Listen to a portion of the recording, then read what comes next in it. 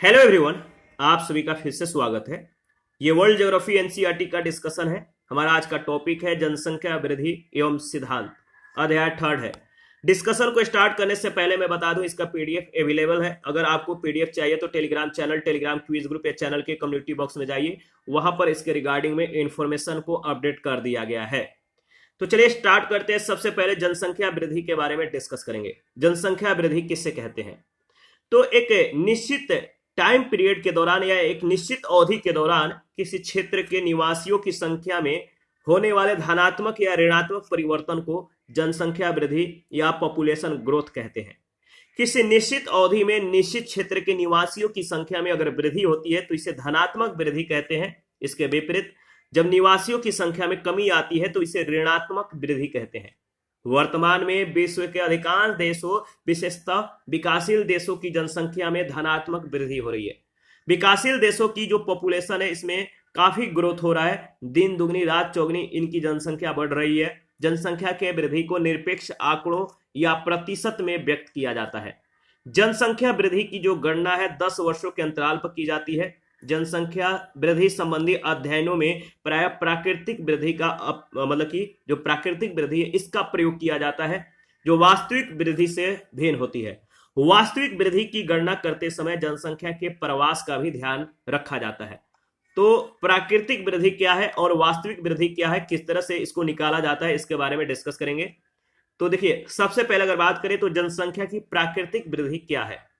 किसी स्थान की कुल जनसंख्या में एक निश्चित समय में कुल जन्म और कुल मृत्यु के अंतर को, कुल जन्म से कुल मृत्यु को घटा देंगे तो इसको जनसंख्या की प्राकृतिक वृद्धि कहा जाता है।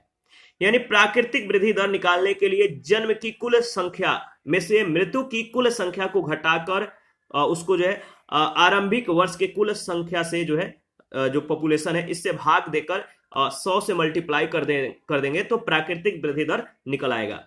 जनसंख्या की वास्तविक वृद्धि दर क्या है, कैसे निकाले जाते हैं? तो किसी क्षेत्र में एक निश्चित समय अवधि में अंतिम वर्ष के अंतिम यानी लास्ट ईयर की कुल संख्या जो पॉपुलेशन है और जो प्रारंभिक वर्ष की कुल जनसंख्या है, इसमें इन दोनों में अंतर को प्रारंभिक वर्ष के कुल जनसंख्या से विभाजित करके प्राप्त भागफल को 100 से गुणा करके जनसंख्या की वास्तविक वृद्धि दर प्राप्त की जाती है। तो जनसंख्या की वास्तविक वृद्धि दर कैसे निकाला जाता है? याद रखिएगा, निश्चित समय अवधि में अंतिम वर्ष की जो जनसंख्या है इसको निश्चित समय अवधि में प्रारंभिक वर्ष के जनसंख्या से घटाकर निश्चित समय अवधि में प्रारंभिक वर्ष के जनसंख्या से भाग देकर इसको जो है 100 से मल्टीप्लाई कर देंगे।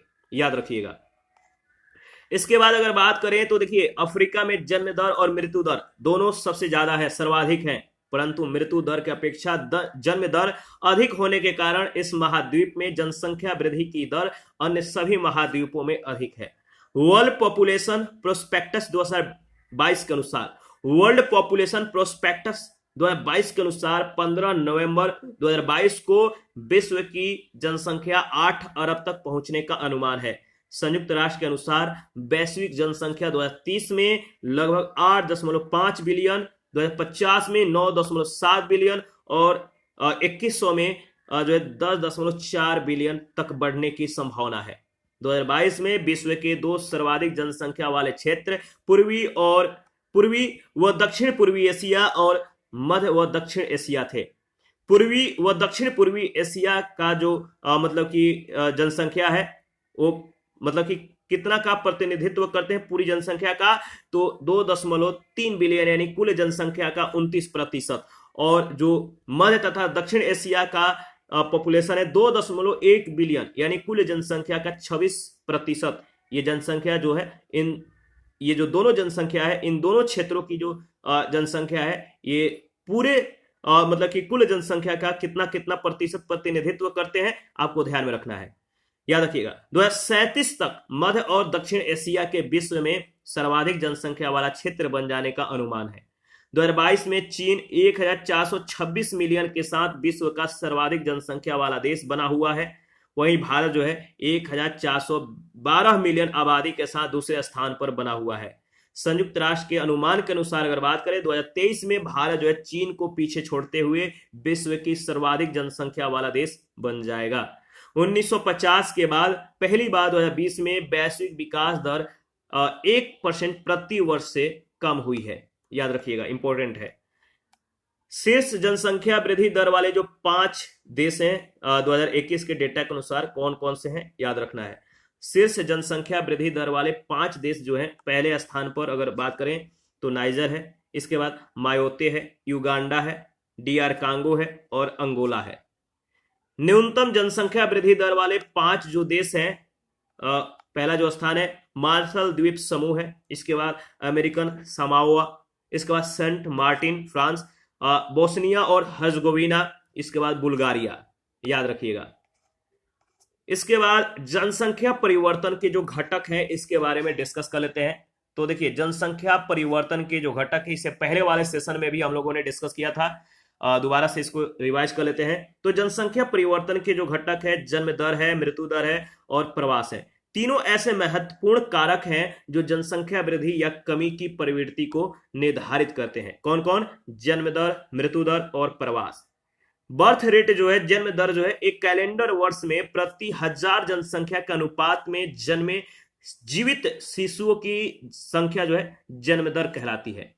जनसंख्या परिवर्तन के महत्वपूर्ण घटक है अशोधित जन्म दर, प्रजननता अनुपात, समान प्रजनन दर, आयु विशिष्ट प्रजनन दर, कुल प्रजनन दर, सकल पुनरुत्पादन दर और प्रति स्त्री बच्चों की संख्या। देखिए, जन्म दर की सभी मापों में अशोधित जन्म दर को अधिक महत्वपूर्ण माना जाता है क्योंकि यह सबसे सरल और सुविधाजनक पैमाना है। अशोधित या अपरिष्कृत जन्म दर जो है, इसके बारे में देख लेते हैं। तो अशोधित जन्म दर को एक वर्ष की अवधि में जो है प्रति 1000 जनसंख्या के अनुपात में जन्मे कुल शिशुओं की संख्या के रूप में व्यक्त किया जाता है। इस माप के लिए केवल जीवित शिशुओं के जन्म को ही जो है शामिल किया जाता है। अशोधित जन्म दर बराबर क्या होता है? कैसे अशोधित जन्म दर को निकाला जाता है? तो एक वर्ष में जन्मे कुल शिशुओं की संख्या में मध्य वर्ष में कुल जनसंख्या को भाग देकर 1000 से मल्टीप्लाई कर देंगे। अशोधित जन्म दर का सबसे बड़ा लाभ यह है, क्या लाभ है? कि इससे जनसंख्या की वृद्धि दर का सही अनुमान को लगाया जा सकता है। इसका सबसे बड़ा दोष यह है कि इस माप में बच्चे और वृद्ध भी शामिल किए जाते हैं, जबकि जनसंख्या का यह वर्ग प्रजनन कार्य में सक्रिय नहीं होता है। इसके अतिरिक्त इस माप में आयु, लिंग संरचना तथा वैवाहिक स्थिति का भी अध्ययन नहीं जो है रखा जाता है। मैरिटल जो स्टेटस है, इसका मतलब कि नजरअंदाज कर दिया जाता है, ध्यान नहीं रखा जाता है। इसीलिए यह प्रजनन या सामान्य जानकारी देता है, इसीलिए इसे जो है अशोधित जन्म दर कहना ही उचित है। इसके बाद अगर बात करें तो देखिए, याद रखिएगा, नेक्स्ट है यहाँ पे अशोधित जन्म दर वाले जो शीर्ष देश हैं वो कौन कौन से हैं? तो पहले स्थान पे नाइजर है।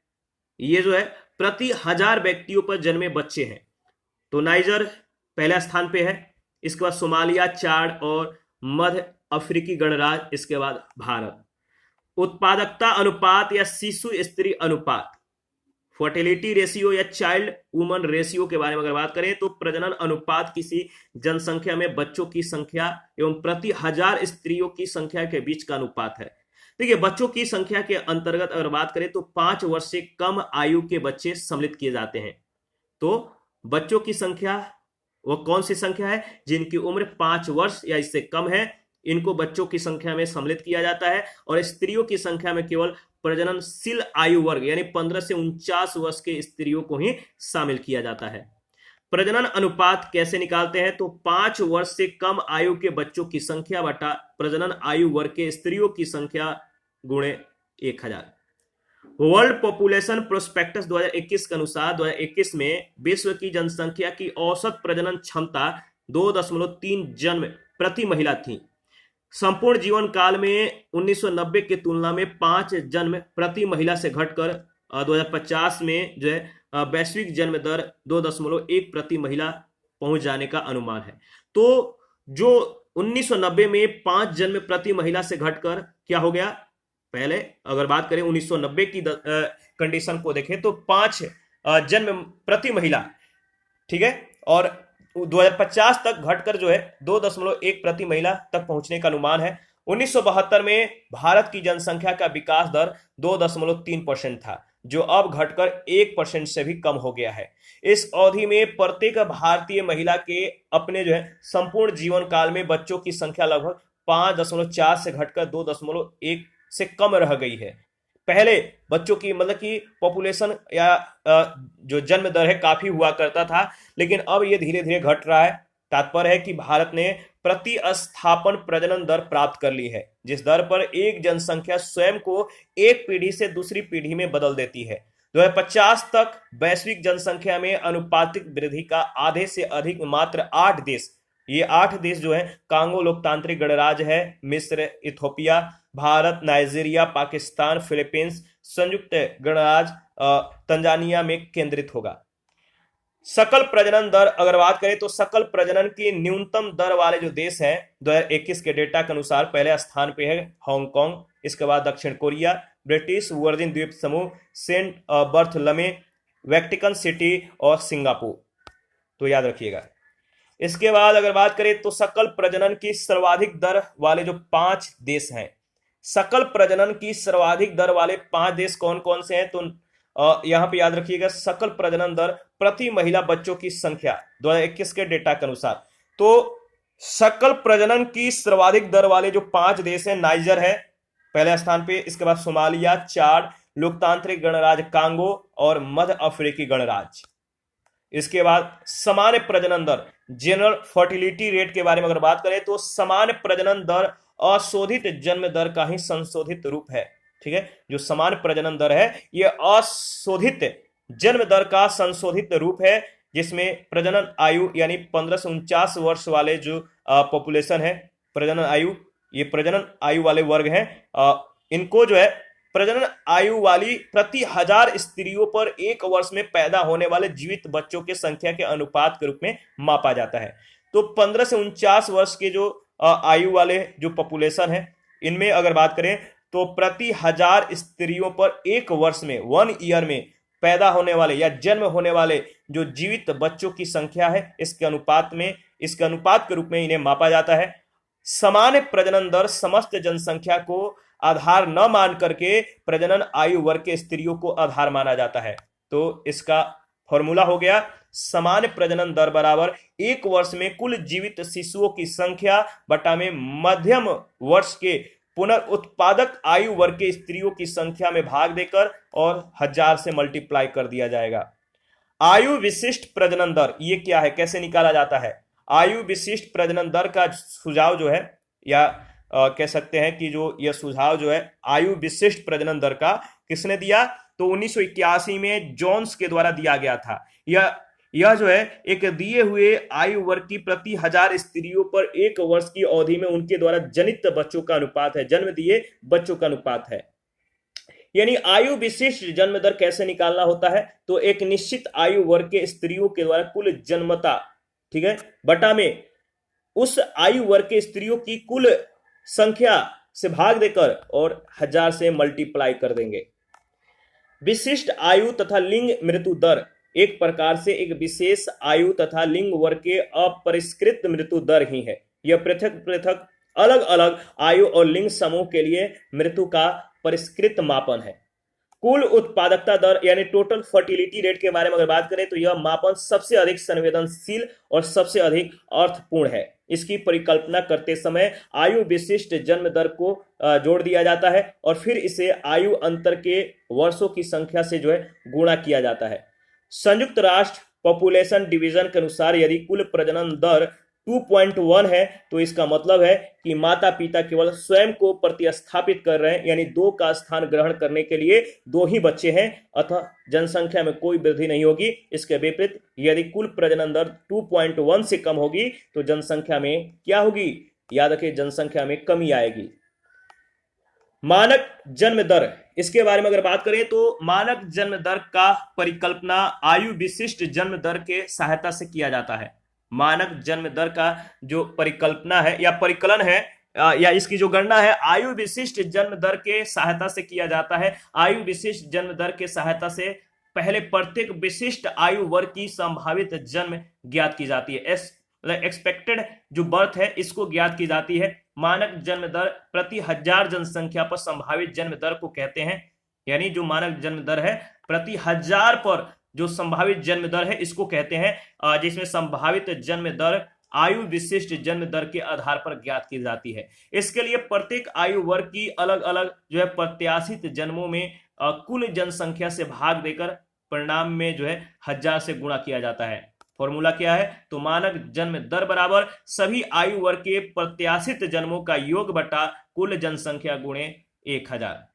पुनर्उत्पादक या पुनर्स्थापक दर, ठीक है, रिप्रोडक्शन जो रेट है, पुनर्उत्पादक या पुनर्स्थापक दर जो है किसी विशिष्ट आयु वर्ग के व्यक्तियों यानी स्त्री या पुरुषों की संख्या और आगामी पीढ़ी में उसी आयु वर्ग के व्यक्तियों की प्रत्याशित संख्या के अनुपात को व्यक्त करती है। इसकी गणना के लिए किसी एक वर्ष में प्रति 1000 प्रजनक आयु वर्ग के स्त्रियों की जो संख्या है, पॉपुलेशन है, जन्म लेने वाले स्त्री शिशुओं की संख्या के आधार पर व्यक्त किया जाता है। यानी पुनरुत्पादक दर बराबर स्त्री शिशुओं के जन्मों का योग, स्त्री शिशुओं के जन्मों का योग बटा पुनरुत्पादक आयु वर्ग के स्त्रियों की कुल संख्या, यानी जो इन बच्चों को जन्म यानी स्त्री शिशुओं को जन्म देने वाले जो पॉपुलेशन है इसमें से भाग दे देंगे किसको? स्त्री शिशुओं के जन्मों का योग में, और इसे 1000 से मल्टीप्लाई कर देंगे। इसके बाद डेथ रेट यानी मृत्यु दर के बारे में डिस्कस करेंगे। देखिए मृत्यु दर क्या है? एक कैलेंडर वर्ष में प्रति 1000 जनसंख्या यानी एक वर्ष में प्रति 1000 जनसंख्या में कुल मृत्यु की संख्या के अनुपात को मृत्यु दर कहते हैं, डेथ रेट कहते हैं। जनसंख्या में वार्षिक वृद्धि या ह्रास की दर जन्म या मृत्यु दर के बीच अंतर पर निर्भर करती है। तो जनसंख्या में वार्षिक वृद्धि या ह्रास की दर जन्म तथा मृत्यु दर के बीच अंतर पर निर्भर करती है। यदि जन्म दर मृत्यु दर से अधिक होती है तो जनसंख्या में वृद्धि होती है, और इसके विपरीत यदि मृत्यु दर जन्म दर से अधिक है तो जनसंख्या में कमी आएगी। जन्म दर और मृत्यु दर कई कारकों पर निर्भर करती हैं, जैसे कि महामारी, दीर्घकालिक मतलब कि एक तो जनसंख्या यानी जन्म दर और मृत्यु दर के कई जो कारक हैं इन पर जो ज्यादा इफेक्ट पड़ता है, महामारियों का, दीर्घकालीन अकाल का, आपदाओं से मृत्यु दर में जो है तीव्रता से जो है वृद्धि हो सकती है। तो ये सभी जो है मतलब कि मृत्यु दर को जो है तीव्र करने वाले कारक हैं। मृत्यु दर के प्रमुख प्रकार है अशोधित मृत्यु दर है, आयु विशिष्ट मृत्यु दर है, शिशु मृत्यु दर है और प्रमाणिक या मानक मृत्यु दर है। तो देखिए इन सभी को हम लोग जो है बारी बारी से डिस्कस करेंगे। अगर बात करें तो नोट में जो दिया गया है कि जन्म दर की तरह मृत्यु दर को मापने की भी अनेक विधियां हैं, लेकिन सबसे सरल या लोकप्रिय विधि जो है अशोधित मृत्यु दर है। मृत्यु दर के प्रचलित मापकों में यह सबसे सरल और सुविधाजनक मापक है। कौन? अशोधित, याद रखिए अशोधित मृत्यु दर। अशोधित या अपरिष्कृत मृत्यु दर एक वर्ष में प्रति 1000 जनसंख्या के अनुपात में मरने वाले व्यक्तियों की संख्या के अनुपात को अशोधित मृत्यु दर कहते हैं। तो 1 ईयर में 1000 जनसंख्या के अनुपात में जो व्यक्ति मरते हैं इनके संख्या को या अनुपात को अशोधित मृत्यु दर कहते हैं। अशोधित मृत्यु दर कैसे निकालते हैं समझ में आ गया? एक वर्ष में मरने वाले कुल व्यक्तियों की संख्या में से जो है मतलब इनकी संख्या में मध्य वर्ष में कुल जो पॉपुलेशन है इसमें भाग दे देंगे और इसे 1000 से मल्टीप्लाई कर देंगे। देखिए इसे अपरिष्कृत कहना ही उचित है क्योंकि इसमें बहुत सी कमियां हैं। जैसे पहला यह औसत दशा का निरूपण है जिस पर चरम सीमा वाले आयु वर्ग पर मृत्यु दर का व्यापक प्रभाव पड़ता है। दूसरा, यह कुल जनसंख्या को समेकित करती है जिसमें सभी आयु वर्ग के लोग शामिल होते हैं जिनकी मृत्यु दर भिन्न भिन्न है। यह अधिक या प्रभावी जनसंख्या समूह की औसत मृत्यु दर का प्रदर्शन है। यह वास्तव में विभिन्न जनसंख्या समूहों में मृत्यु दर एक समान जो है नहीं होती है। तो यह जो है तीसरा जो इसका जो कमी है कि अधिक या प्रभावी जनसंख्या समूह की जो औसत मृत्यु दर का जो प्रदर्शन है इस पर वास्तव में विभिन्न जनसंख्या समूहों में मृत्यु दर एक समान नहीं होती है। अशोधित मृत्यु दर वाले जो शीर्ष 5 देश हैं इसको आप जो है याद रखिएगा, क्रम को याद रखिएगा। तो अशोधित मृत्यु दर वाले शीर्ष 5 देश कौन कौन से हैं याद रखिएगा। प्रति 1000 व्यक्तियों पर अशोधित मृत्यु दर जो है यहाँ पे दिया गया है। जैसे बुल्गारिया पहले स्थान पे है, इसके बाद वेटिकन सिटी, मोनाको, लाटविया, इसके बाद सर्बिया है। तो याद रखिएगा, अशोधित मृत्यु दर वाले शीर्ष 5 देश Bulgaria, Vatican city, Monaco, Latvia और सर्बिया है। आयु और लिंग विशिष्ट मृत्यु दर, देखिए आयु और लिंग विशिष्ट मृत्यु दर में एक वर्ष में होने वाली विशिष्ट आयु या लिंग वर्ग के कुल मृत्यु और उसकी आयु तथा लिंग वर्ग की कुल जनसंख्या को समायोजित किया जाता है। इसे किसी स्थान के अलग अलग आयु वर्ग में मरने वाले लोगों की संख्या के संबंध में जो है जानकारी प्राप्त होती है। तो आयु विशिष्ट दर कैसे निकाला जाता है, इसका जो फॉर्मूला है आप याद रखिएगा तो चीजें आपको स्पष्ट हो जाएगी। तो आयु विशिष्ट मृत्यु दर निकालने के लिए किया जाता है, तो विशिष्ट आयु वर्ग के मृतकों की संख्या बाटा में उसी आयु वर्ग के कुल पॉपुलेशन से भाग देकर 1000 से मल्टीप्लाई कर देंगे। देखिए अगर बात करें तो विशिष्ट आयु वर्ग तथा लिंग मृत्यु दर एक प्रकार से जो है एक विशेष आयु तथा लिंग वर्ग के अपरिष्कृत मृत्यु दर ही है। विशिष्ट आयु तथा लिंग मृत्यु दर एक प्रकार से क्या है, एक विशेष आयु तथा लिंग वर्ग की अपरिष्कृत मृत्यु दर है। यह अलग अलग आयु और लिंग समूहों के लिए मृत्यु का परिष्कृत मापन है। शिशु मृत्यु दर, इन्फेंट मोर्टालिटी रेट, शिशु मृत्यु दर किसी निश्चित अवधि में किसी क्षेत्र विशेष में एक वर्ष से कम आयु के शिशुओं की मृत्यु संख्या का उसी क्षेत्र में जन्मे कुल शिशुओं की संख्या का अनुपात होता है। यानी मतलब शिशु मृत्यु दर कैसे निकाला जाता है, तो एक वर्ष में जो एक वर्ष से कम आयु के, एक वर्ष से कम उम्र के अगर बच्चों की मृत्यु हो जाती है तो उनको उसी साल में जन्मे बच्चों की संख्या में से घटा देंगे। ठीक है, मतलब कि क्या करते हैं, मतलब उसी क्षेत्र में जन्मे कुल शिशुओं की संख्या का मतलब कि भाग दे देंगे और इसे 1000 से मल्टीप्लाई कर देंगे तो शिशु मृत्यु दर निकल आएगा। तो एक वर्ष से कम आयु वर्ग के शिशुओं की जो मृत्यु संख्या है उसी क्षेत्र में मतलब कि उसी वर्ष में जो कुल शिशुओं की संख्या का जो अनुपात है भाग देकर 1000 से मल्टीप्लाई कर देंगे तो शिशु मृत्यु दर निकल आएगा। तो उच्च शिशु मृत्यु दर वाले शीर्ष देश कौन कौन से हैं? उच्च शिशु मृत्यु दर वाले जो शीर्ष देश हैं, नाइजीरिया है, सियरा लियोन है, मध्य अफ्रीकी गणराज्य है, सोमालिया है, चाड है, लेसेथो है। ठीक है, याद रखिएगा। इसके बाद अगर बात करें तो न्यूनतम शिशु मृत्यु दर वाले जो शीर्ष देश हैं वो कौन कौन से हैं? न्यूनतम शिशु मृत्यु दर जहां पे शिशुओं की मृत्यु दर कम है वो है मोंटेनेग्रो पहले स्थान पे, आइसलैंड दूसरे स्थान पे, हांगकांग, एस्टोनिया और सिंगापुर। इसके बाद मातृ मृत्यु दर के बारे में डिस्कस करेंगे, मैटरनल मोर्टालिटी रेट एमएमआर के बारे में। देखिए मातृ मृत्यु दर एक निश्चित समय अवधि में यानी एक वर्ष में माताओं की मृत्यु संख्या कुल जीवित जन्मों के अनुपात को प्रदर्शित करती है। यानी प्रति 1 लाख जीवित जन्मों पर प्रसव संबंधी कारणों से होने वाली माताओं के मृत्यु का आकलन किया जाता है। यानी 1 लाख अगर मतलब कि जीवित जन्मों पर या प्रसव से संबंधित जो महिलाएं हैं इनमें से 1 लाख में से अगर जितने भी महिलाओं का मृत्यु होता है प्रसव के दौरान तो इनकी गणना जो है मातृ मृत्यु दर के रूप में की जाती है। तो मातृ मृत्यु दर कैसे निकाला जाता है, तो प्रसव कारणों से माताओं की कुल मृत्यु संख्या कितनी है उसमें जो है जीवित जन्मों की कुल संख्या से भाग देकर 1 लाख से मल्टीप्लाई कर देंगे। याद रखिएगा। विश्व एसडीजी क्षेत्रों और देशों के चयनित समूहों में कुल प्रजनन क्षमता क्या है? प्रति महिला जन्म की औसत संख्या आप देख सकते हैं 1990, 2021 और 2050 का जो डेटा दिया गया है। तो विश्व में अगर बात करें तो 1990 में 3.3, 2021 में 2.3 और 2050 में 2.1। उप सहारा अफ्रीका का आप देख सकते हैं प्रति महिला जन्म की औसत संख्या 1990 में 6.3, 2021 में 4.6 और 2050 में 3.0। उत्तरी अफ्रीका और पश्चिमी एशिया का आप देख सकते हैं, मध्य और दक्षिणी एशिया का देख सकते हैं, पूर्वी और दक्षिणी पूर्व एशिया का देख सकते हैं, लैटिन अमेरिका और कैरेबियन देश के देख सकते हैं, ऑस्ट्रेलिया, न्यूजीलैंड। ठीक है, आप देख लीजिए। इसके बाद सबसे कम विकसित देश, इसका लैंडलॉक्ड विकासशील देश, छोटे द्वीप विकासशील राज्य, इनको भी आप देख सकते हैं, इनके डेटा को एनालिसिस कर सकते हैं। इसके बाद है जीवन प्रत्याशा। देखिए अगर बात करें तो किसी देश या प्रदेश के लोगों का जन्म के समय जीवित रह सकने की वह अधिकतम औसत आयु जिसकी आशा सामान्यतः की जा सकती है उसे देश की जीवन प्रत्याशा कहा जाता है। यानी औसतन जितने मतलब जिस देश में जो जन्म के समय जीवित रह सकने की जो अधिकतम औसत आयु है, यानी जिस देश की जो पॉपुलेशन है उस उनकी औसतन जीवन जीवन जीने की जो मतलब कि डेडलाइन है वो कितनी है, इसको कहते हैं जीवन प्रत्याशा।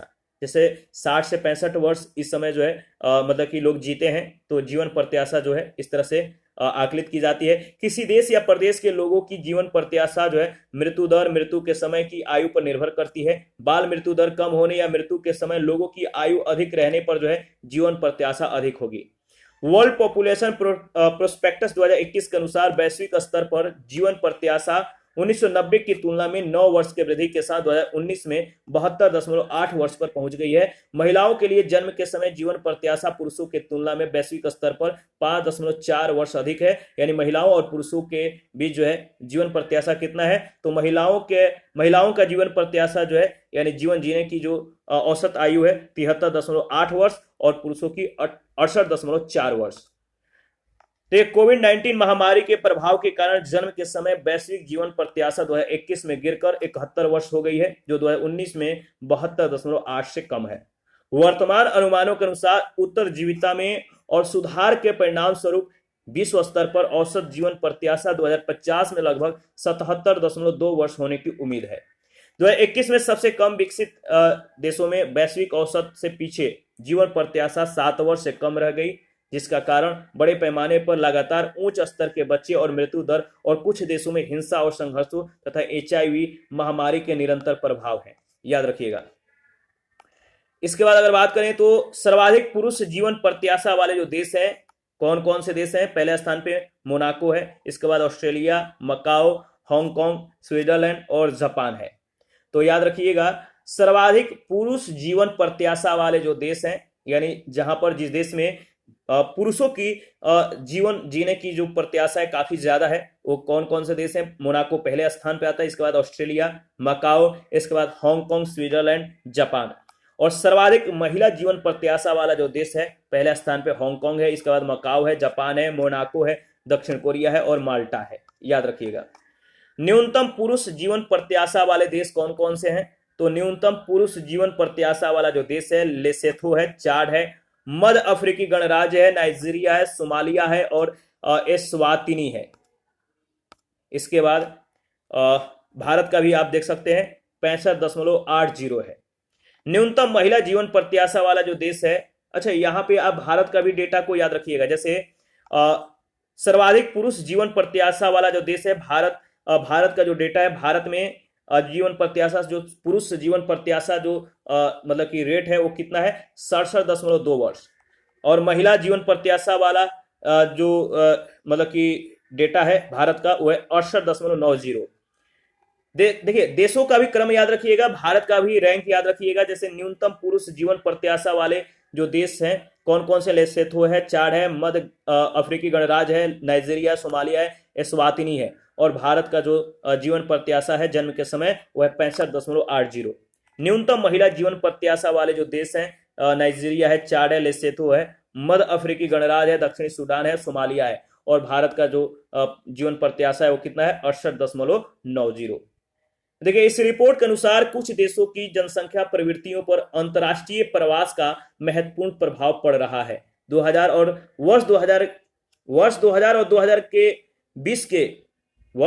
2020 के बीच उच्च आय वाले देशों की जनसंख्या वृद्धि में अंतर्राष्ट्रीय प्रवास का योगदान जन्म मृत्यु संतुलन से अधिक हो गया है। याद रखिएगा। इसके बाद अगर बात करें तो नेक्स्ट है प्रवास, माइग्रेशन। इसको जो है नेक्स्ट सेशन में हम लोग डिस्कस करेंगे। अभी के इतना ही। आप अपना प्रतिक्रिया देते रहिए, आपके प्रतिक्रियाओं का हमें बेसब्री से इंतजार रहता है। जिन लोगों ने Telegram channel, Telegram quiz group, Facebook page, Instagram को ज्वाइन नहीं किया है, वीडियो के डिस्क्रिप्शन बॉक्स में उसका लिंक है, आप ज्वाइन कर सकते हैं। Thank you. मिलते हैं नेक्स्ट सेशन में।